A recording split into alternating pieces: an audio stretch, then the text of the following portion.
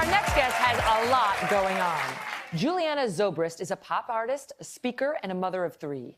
She is also married to, Chicago Cubs World Series MVP, Ben Zobrist. In her new book, Pull It Off, Julianna talks about the pressure to please everyone. Please welcome Julianna Zobrist. Great to see you. Thank you.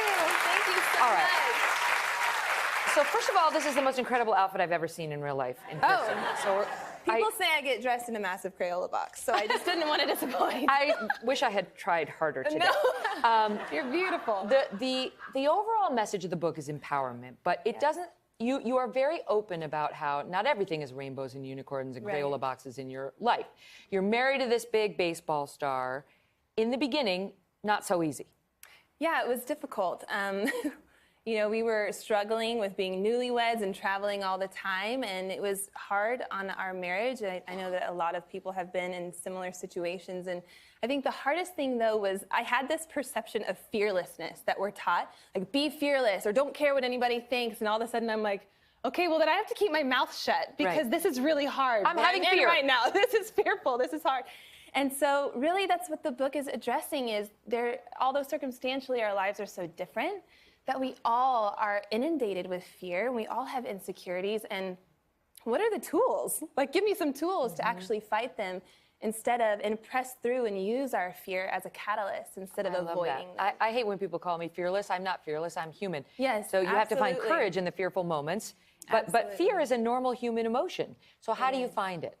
So when you are faced with fear or insecurity, that is your moment for exercising your courage. And I say exercise because I don't know about you, but I wish that I could do like one crunch and have a six-pack for life. That would be amazing. Yeah. It just does not work that way, though. And courage is the same way. The part of the brain that functions and lights up when you're in the act of being courageous functions almost more like a muscle. So the point of that is that the more that you exercise your courage, the more that you see your fear and you name it, you see your insecurity and you face it dead on, then you can actually utilize that courage and become confident and step out in the world. And the book talks about how you shouldn't live your life laboring under shoulds. Yes. Right? Because we do that to each other and we do it to ourselves. Yes. I should be doing this. I should be doing this differently, don't you? That little voice in your head. Oh my goodness, it's ever present. And my son, who's 9 now, his name is Zion. He was 6 months old, and I was leaving a baseball game super late. It's like midnight. I'm a first-time mom, and this woman in the elevator starts going, "Oh, mommy, I should really be in bed." Like speaking to my son, super passive-aggressive, which is totally my favorite.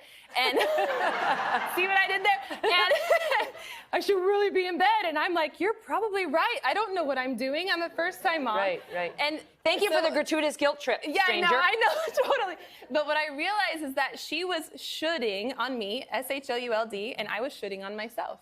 So don't should on me, right? And the other thing is, the message of faith is very strong in this book, and you'll love it. And I think it really resonates. Julianna, congrats. The book, again, is called Pull It Off. And we'll be right back.